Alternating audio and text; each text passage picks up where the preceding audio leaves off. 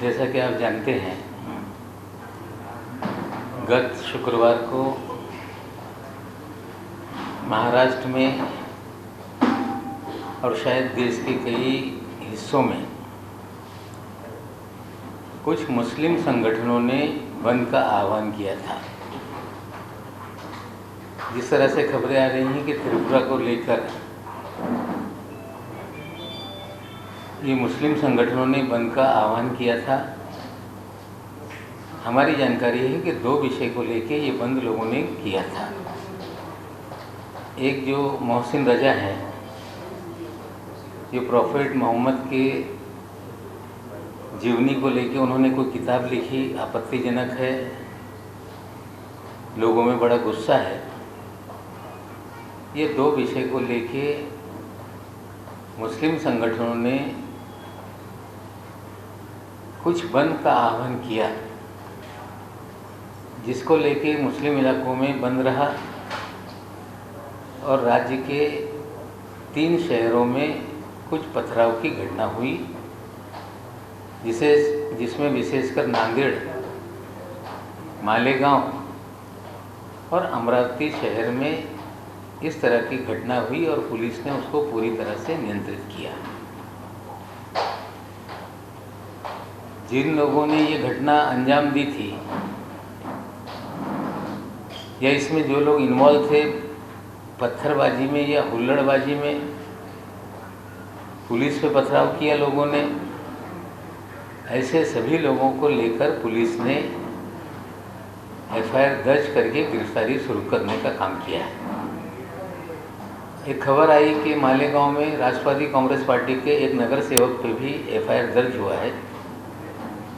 उसमें सच्चाई ये है कि 2014 में जो मुफ्ती साहब आज यहाँ के एमएलए हैं, 2019 में चुनाव जीते हुए एमआईएम से, उससे पहले वो जन स्वराज पार्टी के विधायक थे और 2014 के चुनाव में उन्होंने राष्ट्रवादी कांग्रेस पार्टी के सिंबल पे चुनाव लड़ा था। 2017 में जब महानगर पालिका के चुनाव हुए तो उनके साथ जो नगर सेवक या उनके साथी पार्टी में आए थे वो हमारी पार्टी से उन्होंने चुनाव लड़ा। और जब मुफ्ती साहब कांग्रेस और राष्ट्रवादी कांग्रेस पार्टी का गठबंधन हुआ, मालेगांव की विधानसभा सीट कांग्रेस पार्टी को छोड़ी गई, शेख रशीद साहब कांग्रेस के उम्मीदवार थे, तो मुफ्ती इस्माइल ये पार्टी छोड़कर एमआईएम में चले गए और सारे नगर सेवक उनके साथ एमआईएम में गए। जिसके ऊपर एफआईआर दर्ज हुआ है वो राष्ट्रवादी कांग्रेस पार्टी का कागज पे भले नगर सेवक हो, लेकिन पूरा उनका गुट एमआईएम में चला गया और वो एमआईएम के नगर सेवक हैं। लेकिन शुक्रवार के बाद शनिवार को अमरावती में एक बंद का आह्वान किया गया भारतीय जनता पार्टी की ओर से, और बंद के आड़ में सुनियोजित तरीके से दंगे भड़काने का काम किया गया, जिसे पुलिस ने पूरी तरह से नियंत्रित करने का काम किया। साजिश थी कि पूरे महाराष्ट्र में दंगे भड़काए जाएं और महाराष्ट्र की जनता ने इनके षड्यंत्र को समझा और अमरावती के बाहर इस तरह से कोई भी घटना नहीं हुई। हम महाराष्ट्र की जनता का आभार मानते हैं। साथ ही साथ में अमरावती में कोई समुदाय के बीच में दंगा नहीं हुआ। भारतीय जनता पार्टी के पूर्व मंत्री श्री अनिल बोंडे, भारतीय जनता पार्टी के सभी नेता, उन्होंने 2 तारीख के रात को दंगे का षड्यंत्र रचने का काम किया। कुछ नौजवानों को पैसे बांटे गए, कुछ शराब बांट के अमरावती शहर में दंगा कराने का प्रयास किया गया।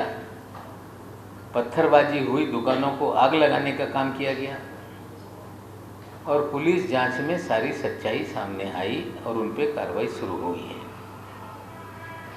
साथ ही साथ ये भी जानकारी मिल रही है कि बड़े पैमाने पे मुंबई से पैसे गए और वहाँ के कुछ विधायक के जरिए ये पैसे लोगों में बांटे गए। निश्चित रूप से उसकी भी जांच हो रही है। लेकिन बीजेपी का ये हथकंडा, जब सारे उनके हथियार अस्त्र समाप्त हो जाते हैं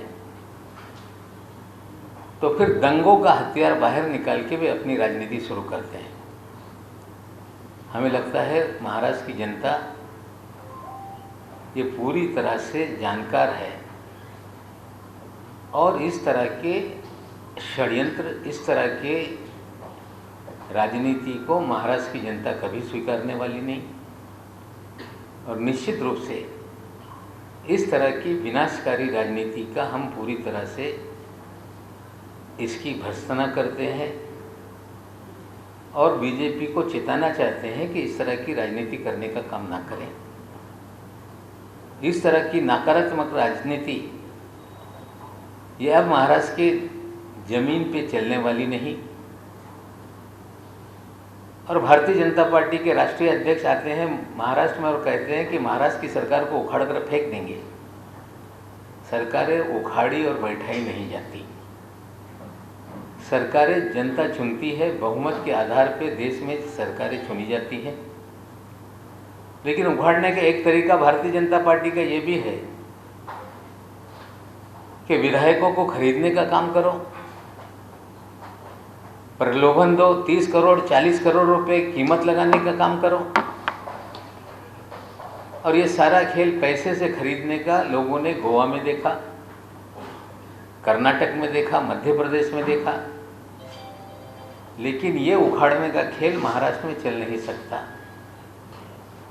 फिर दूसरा खेल भारतीय जनता पार्टी का शुरू होता है कि केंद्रीय एजेंसियों के माध्यम से लोगों को डराने का काम किया जाए।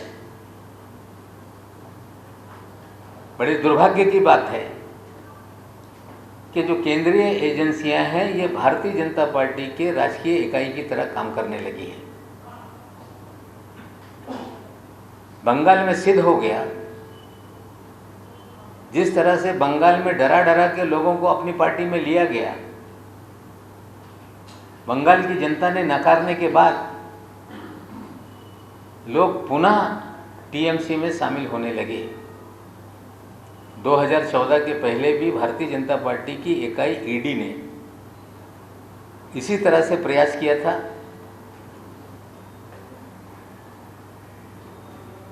महाराष्ट्र बैंक के संदर्भ में पवार साहब को नोटिस भेजने का काम किया। पवार साहब ने जिस तरह से कहा कि आप मुझे नोटिस भेज रहे हैं, मैं अपने कार्यालय में आ रहा हूं, फिर उन्होंने नोटिस विड्रॉ करने का काम किया। बीजेपी को समझना पड़ेगा कि आप न पैसे से हमको उखाड़ सकते हैं, ना आपने जिस तरह से देश की प्राइम एजेंसियों को अपनी इकाई बना दिया है, उनके भय से भी महाराष्ट्र की सरकार उखड़ने वाली नहीं है। नड्डा साहब कहते हैं कि महाराष्ट्र की सरकार चुंबक से चल रही है और उसका चुंबक लक्ष्मी है। हमें लगता है लक्ष्मी माँ का भी अपमान हो रहा है क्या? महाराष्ट्र की सरकार का चुंबक ये छत्रपति शिवाजी महाराज की विचारधारा है। उनकी प्रेरणा से महाराष्ट्र की सरकार चल रही है और महाराष्ट्र की सरकार शिवाजी महाराज के विचारों से है। उन्हें समझना पड़ेगा कि महाराष्ट्र के लोग दिल्ली के तख्त के सामने झुकने वाले नहीं हैं। ना आप झुका पाओगे, ना उखाड़ पाओगे, ना खरीद पाओगे। हम 5 वर्ष पूरा करेंगे। और जिस तरह से पिछले 1-1.5 महीने से हमने एनसीबी का भंडाफोड़ किया, भारतीय जनता पार्टी के नेता कूदने लगे, महाराष्ट्र की जनता ने उन्हें नकारा। और मुझे भी बार बार कहा जा रहा है कि ईडी नवाब मलिक के घर आने वाली है। मैंने तो कहा है मैं स्वागत करूंगा, आए जांचे, लेकिन आप डराने का प्रयास करेंगे तो हम भारतीय जनता पार्टी की इकाई, चाहे वो एनसीबी हो, चाहे ईडी हो, चाहे सीबीआई हो, कोई भी इकाई से हम डरने वाले नहीं। सच की लड़ाई ये यूं ही जारी रहेगी। साथियों, कॉर्डेलिया ड्रग क्रूज केस का जो मामला है पूरी तरह से नारकोटिक कंट्रोल ब्यूरो ये लीपापोती में जुटा हुआ है। इसको लेके जो श्री वानखेड़े अधिकारी हैं, कुल मिला के 6-7 मामले चल रहे हैं उनको लेकर। एक मामला स्वयं उन्होंने हाईकोर्ट में उनके पिता के जरिए 1.25 करोड़ रुपए के मानहानि का दावा मुझ पर डाला है, जो सुनवाई हो रही है, जिसमें फैसला रिजर्व किया गया। उस पर मैं कोई भाष्य नहीं करना चाहता। दूसरा मामला, उन्होंने एससी कमीशन के पास लिखा था कि मुझे एक शेड्यूल कास्ट अधिकारी के नाते प्रताड़ित किया जा रहा है। वे शेड्यूल कास्ट नहीं, फर्जीवाड़ा करके उन्होंने सर्टिफिकेट लिया है, जाली नौकरी ली है। वो रिपोर्ट पुलिस से मांगी गई है, पुलिस भी देख रही है कि इसमें कितनी सच्चाई है। तीसरा मामला, भीम आर्मी ने, स्वाभिमानी रिपब्लिकन पार्टी ने जो सुप्रीम कोर्ट का 1994 का आदेश था, उसके तहत जो वैलिडिटी कमेटी है उसके पास कंप्लेंट हुई, वो जांच करने का काम कर रही है। और क्रूज का जो फर्जीवाड़ा है, उस फर्जीवाड़े में 3 जांच चल रही है। एक मुंबई पुलिस ने एसआईटी का गठन किया है, उसके पास जांच चल रही है कि जो 25 करोड़ रुपए मांगे गए, डिस्काउंटेड रेट में 18 करोड़ में डील हुई, 50 लाख रुपए उठाए गए फिर वापस दिए गए, जिसमें पहले दिन हमने भंडाफोड़ किया था कि केपी गोसावी और मनीष भानुशाली कौन है। फिर 9 तारीख को हमने भंडाफोड़ किया कि 3 लोगों को क्यों छोड़ा गया। उसी श्रृंखला में बहुत सारी चीज़ें हमने बताई। जब हमने पहले दिन सवाल खड़ा किया था कि केपी गोसावी और मनीष भानुशाली कौन है, तो ज्ञानेश्वर सिंह जी दिल्ली से आए थे, उन्होंने कहा ये हमारे इंडिपेंडेंट विटनेस हैं। और नवाब मलिक प्रेजुडाइज होकर ये सारी बातें कर रहा है। धीरे धीरे उनका एक इंडिपेंडेंट पंच सामने आ गया, उसने पूरी 18 करोड़ की डील और एक सेल्फी 18 करोड़ कैसे बिगाड़ दी, वो सारी कहानी लोगों के सामने रखी। और उसमें एक किरदार सामने आया था, सैम डिसोजा। सैम डिसोजा आज फिर टेलीविज़न के सामने अपने बयान दे रहा है। ये सैम डिसोजा नहीं, इसका नाम है सैमुअल डिसोजा, जिसे 26 तारीख के दिन 26 जून को एक वीड बेकरी केस में संबंध दिया गया था, जिसका हमने एक ऑडियो क्लिप आपको सुनाया था, जिसमें वीवी सिंह का अधिकारी नाम का अधिकारी उससे बात कर रहा है, उसे बुला रहा है। आज सैम डिसोजा ने अपने इंटरव्यू में कहा है कि मुझे बुलाया गया था, लेकिन मैं वीवी सिंह को मीडिया टाइकून के जरिए मिला था। मीडिया टाइकून नहीं, एक फर्जी मीडिया के लोग हैं, जिसमें एडवोकेट नंबियार का नाम लिया है, फिर राजीव बजाज का नाम लिया गया। हमने आपको वीडियो दिखाया था किस तरह से ये दोनों ड्रग पेडलर से हफ्ता उगाही करते थे। हमने आप सबको दिखाया था एक व्हाट्सएप चैट, जिसमें सैम डिसोजा ने व्हाट्सएप चैट में कह रहा था कि हवाले की रसीद दे दो। हवाला वाला कह रहा था कि रसीद कहीं हवाले की होती है क्या। सैम डिसोजा ने पैसे दिल्ली भेजे थे, जो एनसीबी के अधिकारियों ने दिल्ली में पैसे लिए। सारी घटनाक्रम के बाद सैम डिसोजा फिर कह रहा है कि समीर वानखेड़े निर्दोष है, केपी गोसावी, यही लोग सब फर्जीवाड़े में हैं। जो विजिलेंस की जांच बैठी गई, विजिलेंस की या एसआईटी बैठी है, उसके सामने सभी लोग पेश हो रहे हैं मुंबई शहर में। और ये दिल्ली में जाके कहाँ बैठा था ये लोगों को बताना पड़ेगा, एनसीबी को। वहाँ भी इसका स्टेटमेंट क्यों रिकॉर्ड हुआ ये बताना पड़ेगा, और ये हवाले से पैसे किसने लिए ये बताना पड़ेगा। नंबियार और बजाज ने कैसे डील करा कि इसका मुकदमा ड्रॉप करने का काम किया ये बताना पड़ेगा। और आज कह रहा है कि 2 नवंबर के दिन मैंने पुलिस को चिट्ठी लिखी है कि ये 2 लोग फ्रॉड हैं। 1 महीने के बाद फ्रॉड है ये नज़र आया पूरी तरह से सैम डिसूजा। मैंने पहले भी कहा था कि ये समीर वानखेड़े का प्राइवेट आर्मी का मेंबर है। सारे नाइजीरियन जितने लोग ड्रग पेडलर हैं उनसे हत्ता उगाही का काम करता है, और वही फिर एनसीबी के लोगों को बचाने के लिए मैदान में आया है। हमें लगता है, मैं फिर कह रहा हूं कि मेरी लड़ाई एनसीबी से नहीं है। जो चंडाल चौकड़ी मुंबई शहर में बैठी है, समीर वानखेड़े, बीबी सिंह, आशीष रंजन और माने नाम का ड्राइवर, ये चंडाल चौकड़ी हजारों करोड़ की उगाही इस शहर में कर रही है। और जो कहा जाता था, जिस तरह से कोर्ट के आदेश आ रहे हैं कि ये सारा फर्जी मामला बना है, ये स्टैब्लिश होने लगा।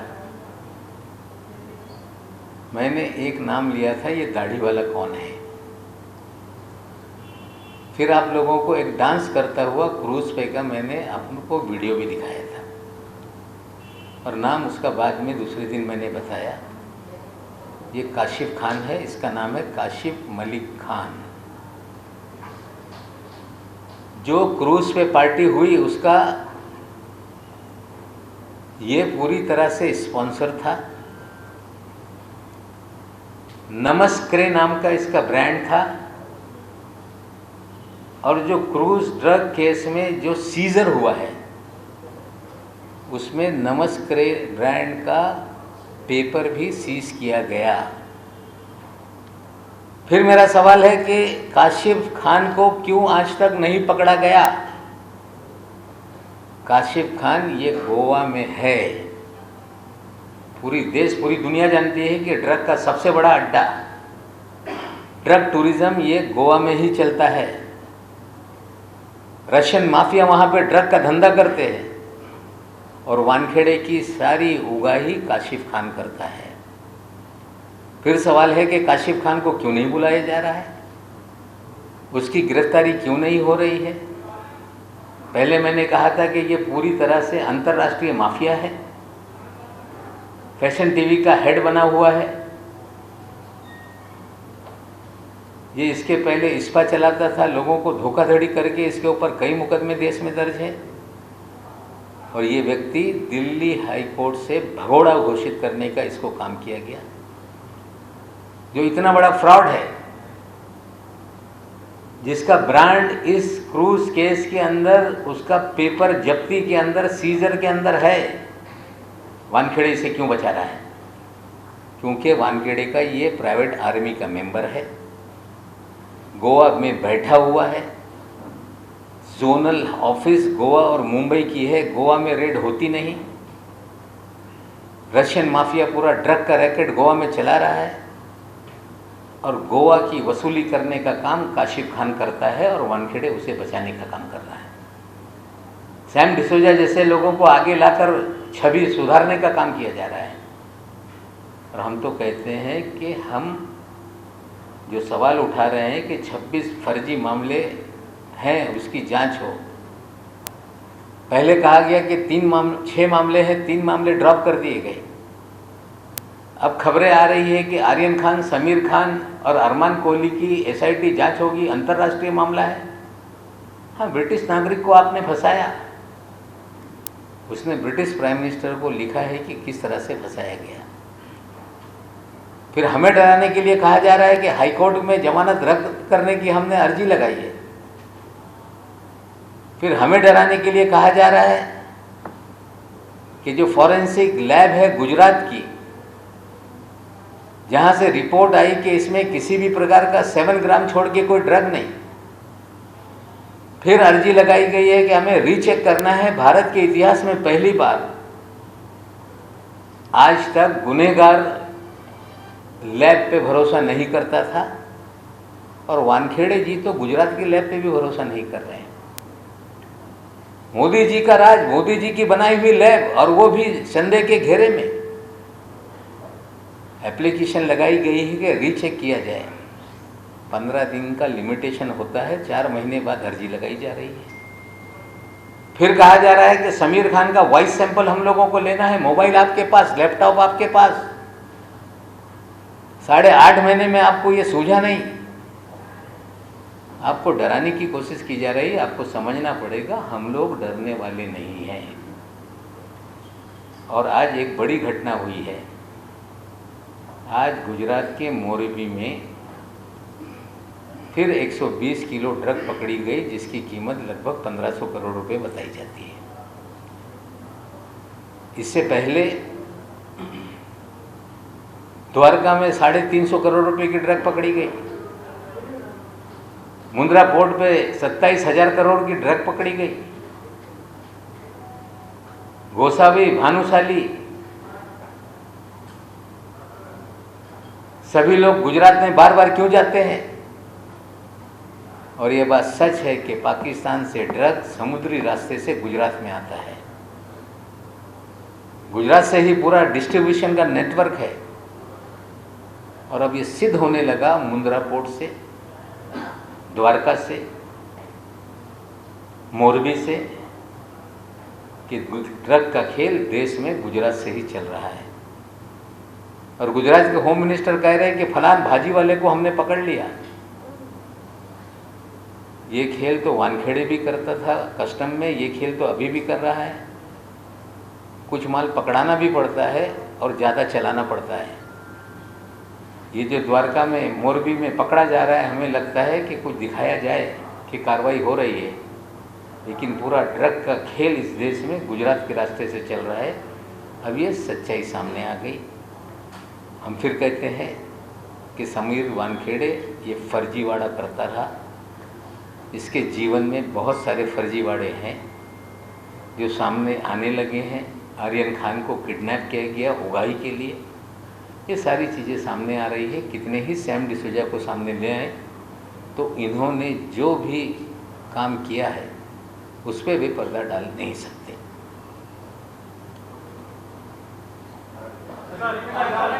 आपने 2 बड़े आरोप लगाए सर दंगे को लेकर। पहली बात, आपने कहा है मुंबई से पैसे भेजे गए, इसको लेकर क्या सबूत है? एक सेकंड, पैसे बांटे गए युवाओं को लेकर क्या कोई तथ्य आपके हाथ? पुलिस जांच कर रही है, सब सामने आएगा। पुलिस जांच कर रही है, सब सामने आएगा। लगाया गया कि रजा अकेडमी को सरकार शय दे रही है, रजा अकेडमी ने सारे दंगे कराए। नहीं, मेरे पास एक तस्वीर है। आशीष सेलार रजा एकेडमी के दफ्तर में बैठे थे, अभी आप लोगों को दे दूंगा। शायद ये भी षड्यंत्र का हिस्सा था कि मुझे पता नहीं। रजा अकेडमी को आप लोग का शय है, इस पर क्या कहते हैं? आशीष सेलार उनके ऑफिस में जाके मीटिंग कर रहे थे, मैं दफ्तर में दे दूंगा। रजा एकेडमी की इतनी औकात नहीं कि पूरे महाराष्ट्र में उनका संगठन हो। कुछ मौलाना है जो इस शहर में सबके कार्यालय में घूमते रहते हैं, बयान निकाल देते हैं, दंगे करा ले, इतनी उनकी ताकत नहीं। लेकिन रजा एकेडमी के कार्यालय में आशीष सेलार बैठ के मीटिंग कर रहा था, उसकी तस्वीर मैं आपको देता हूँ। पाबंदी लगाने की मांग की जा रही है सरकार से। जांच करके जो होगा होगा, लेकिन दंगाई जो है सबको जेल में डाला जाएगा।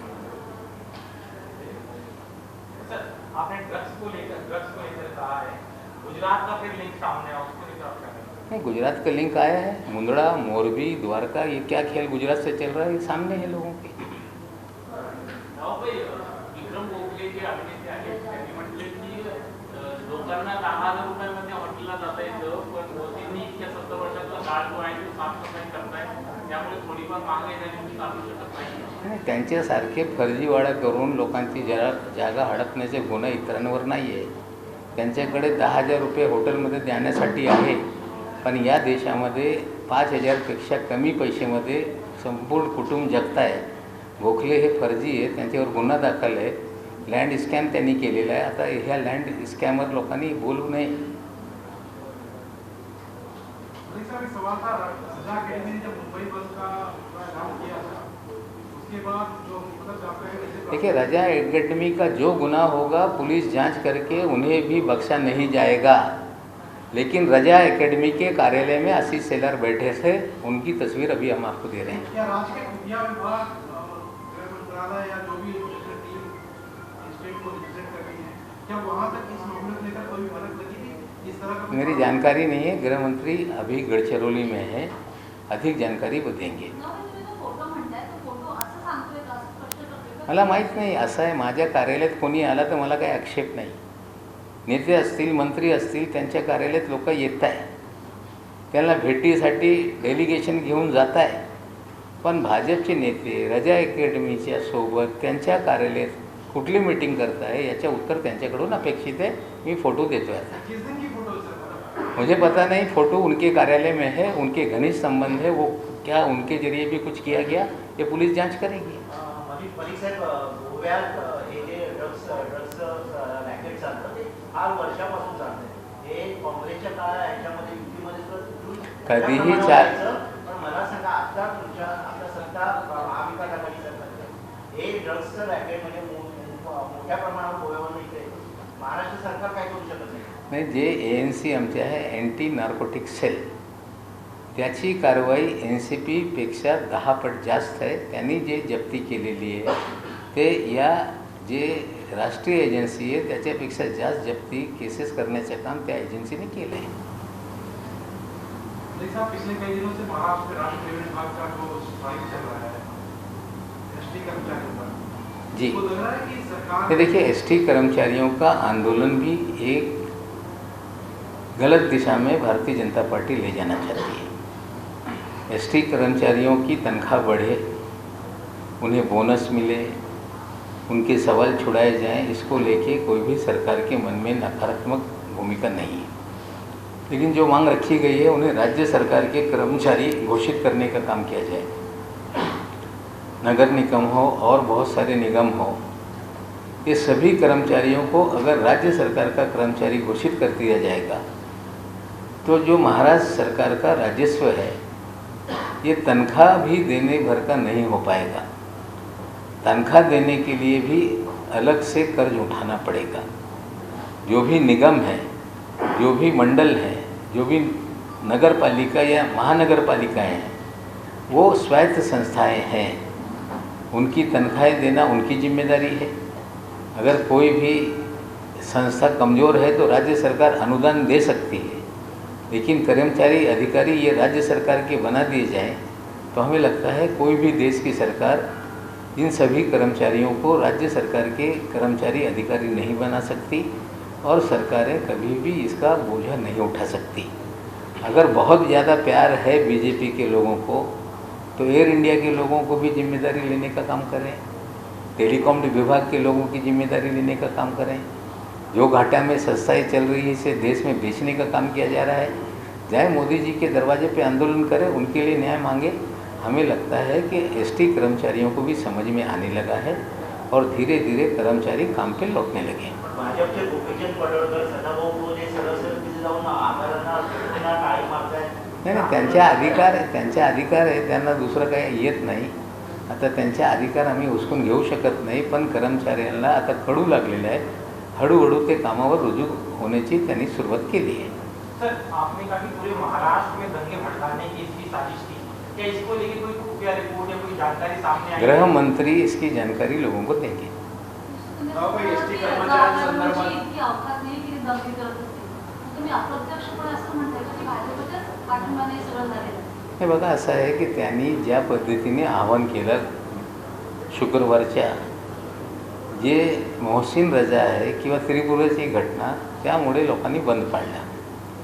नमाजच्या नंतर काही लोक निवेदन देण्यासाठी चला आपण कलेक्टरच्या कचेरीवर जाऊ, ते मोर्चाचे सुरू झाल्यानंतर दगडफेकी झालेली ठीक आहे, ज्यांनी हे काय कृत्य केलेलं आहे त्यांच्यावर कारवाई होणार आहे, पण अमरावतीची घटना सुनियोजित दंगल घडवण्याची होती, दंगल पेटवण्याची होती, त्याच्यात पैसे वाटण्यात आले, दारू वाटण्यात आला, त्याच्यात भाजपचे नेते अटक झालेली आहे आणि त्याचे पैसे मुंबईतून गेले, एका आमदाराकडे गेले, ते वाटप झालेले आहे, त्या दिशेने पोलीस तपास करते। समीर खानचे केसमध्ये ईडीने ते आता जे कारण दाखवतात की ते may try to challenge not ED, NCB।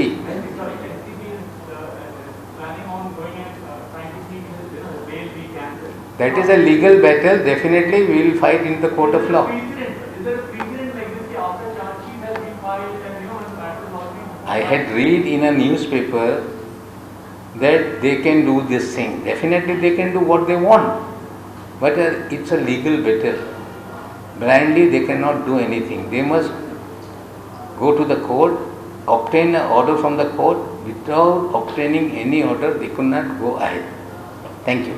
क्या ऐसा समझा जाए कि राज्य में जो भी हिंसा हुई है उसको लेकर सरकार के पास कुछ राज्य सरकार का गृह विभाग काम कर रहा है, गिरफ्तारियां हुई और भी चीजें गृह मंत्री बताएंगे।